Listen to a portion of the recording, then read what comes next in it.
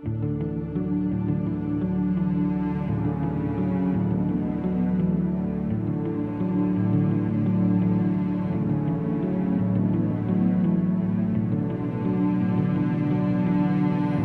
dahilan ng Diyos kung bakit mula sa baliwag, napunta sa dagupan. Mula sa Igmas, napunta sa Mary Help. May dahilan ang Diyos. At hindi natin alam kung ano ang kailangan lang nating hanapin ay ano itong kanyang dahilan. Ano ang kanyang kalooban. At kahit hindi naintindihan, kahit masakit intindihin, kahit nakakalitong intindihin, kahit nakakapanliit na intindihin, ay susundin pa rin sapagkat ang dahilan ng Diyos ang pinakadakila, pinakamabuti para sa ating lahat.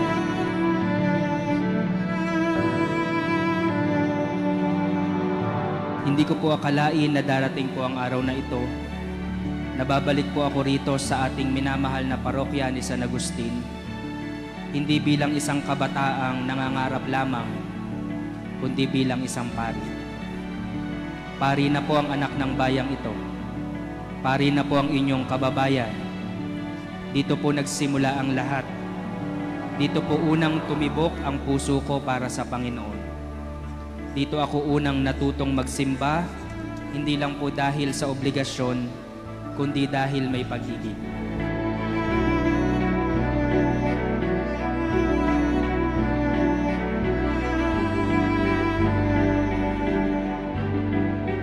Mga minamahal kong kapatid, we need shepherds and we need fishermen. And in the beautiful plan of God, Father JP was taught how to be a shepherd in Bulacan. And he was taught how to be a fisherman in Pangasinan. Because the fisherman needs the shepherd. The fisherman must be a shepherd. And the shepherd must be a fisher of men, a fisher of souls.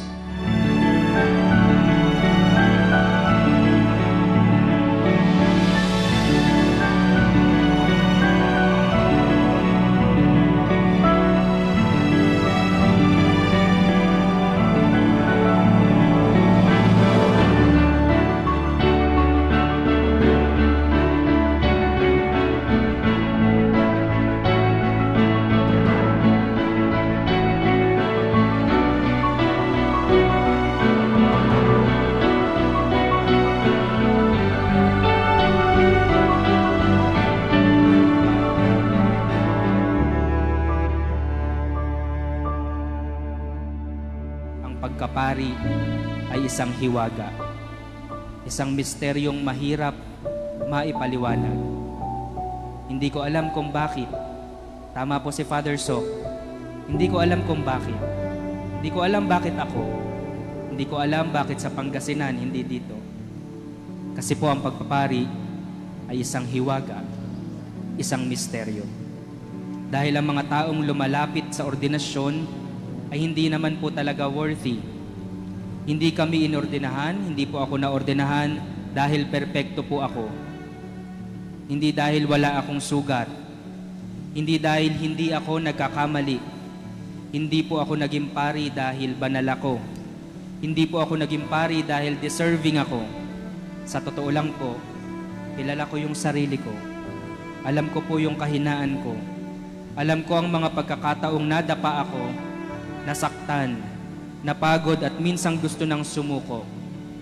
I have been broken. I have been wounded.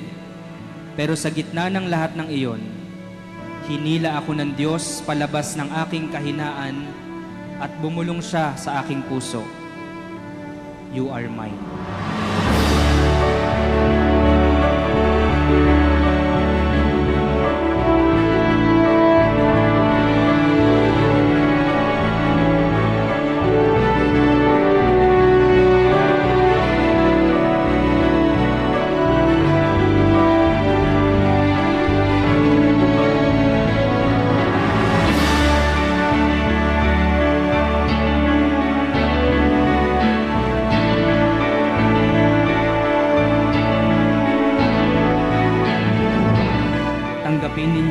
ito at kanin. Ito ang aking katawan na ihahandog para sa inyo.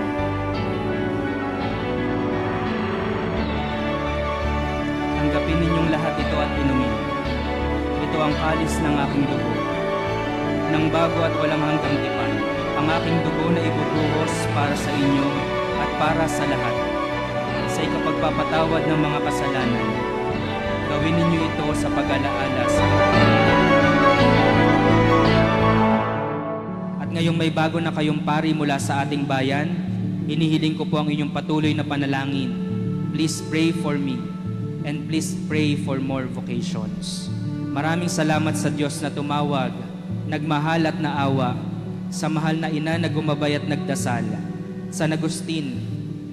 Maraming salamat po at naway patuloy tayong akayin ng Panginoon papalapit sa kanyang puso. At mga minamahal kong tagabaliwag, amin na po si Father GB. Magpaalam na kayo sapagkat dadalawin na lang kayo. Hindi na siya titira sa Bulacan. Amin na siya sa Pangasinan. At hindi lang siya amin sa Pangasinan. Sa Diyos na si Father JB. Hindi na sa kanyang nanay, hindi na sa kanyang kapatid, para sa Diyos at para sa simbahan. At ang bayan ng Diyos sa Pangasinan ay handog kay Father JB upang paglingkuran. Bakit? Hindi ko pa rin alam. May dahilan ng Diyos. At ang dahilan ng Diyos ang pinakadakila, pinakamabuti sa ating lahat.